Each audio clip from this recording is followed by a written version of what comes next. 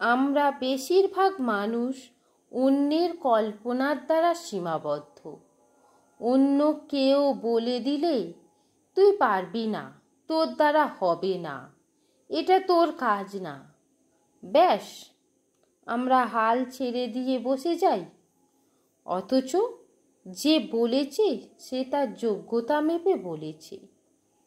তুমি কি পারবে না পারবে সেটা অন্য কারো জানা প্রায় অসম্ভব। তাই নিজেই নিজের স্বপ্ন, জেদ, পরিশ্রমকে ছড়িয়ে দাও রক্তনালী, শিরা, ধমনী জুড়ে। দেখবে একদিন ঠিক সফলতা এসে তোমার পায়ের তলার মাটিটাকে শক্ত করে ফেলেছে। নিজের মনকে ক্লান্ত হতে দিও না। একটা ক্লান্ত মনের মানুষ মরার মতো জীবন যাপন করে, অথচ পুরো পৃথিবী একটা সুযোগ। মনের প্রতিটি কোণে নিজের আনন্দ, ইচ্ছা, স্বপ্নগুলোকে ছড়িয়ে দাও। যেটা আজ হয়নি সেটা কাল হবে। যে স্বপ্ন আজ পূরণ হয়নি তা কালকে নিশ্চয়ই হবে। পৃথিবীর একটি সুন্দর সত্যি হচ্ছে, পৃথিবীতে আসছে অসম্ভব বলে কিছু হয় না।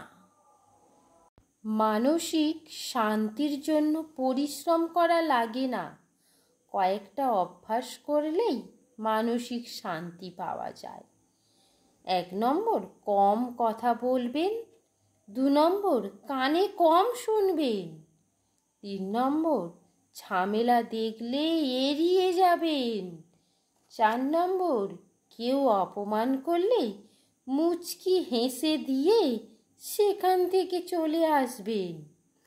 5 নম্বর, অনেক কিছু চোখে দেখেও না দেখার ভান করবেন। সবচেয়ে গুরুত্বপূর্ণ কথা হলো মানুষকে কম আপন ভাববেন। একবার রাধা কৃষ্ণকে জিজ্ঞাসা করল, আচ্ছা রাগ কি? কৃষ্ণ উত্তরে দিল, অন্যের ভুলের শাস্তি নিজেকে দেওয়ার নাম রাগ। রাধা আবারও কৃষ্ণকে জিজ্ঞাসা করল, ভালোবাসা ও বন্ধুত্বের মধ্যে অন্তর কোথায়?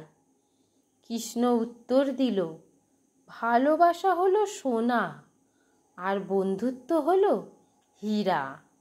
সোনা ভেঙে গেলে জোড়া লাগানো যায়, কিন্তু হীরা না।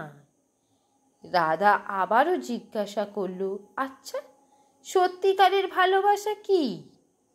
কৃষ্ণ হাসলো আর উত্তর দিল, যেখানে স্বার্থ জড়িত সেখানে ভালোবাসা কোথায়? আসল ভালোবাসা হলো স্বার্থহীন ভালোবাসা। জীবনে ভালো থাকার জন্য কয়েকটা টিপস। 1, যেখানে আপনার কদর নেই সেখানে কখনো যাবেন না। 2 নম্বর, যে বুঝতে চায় না তাকে কখনো বোঝাতে যাবেন না।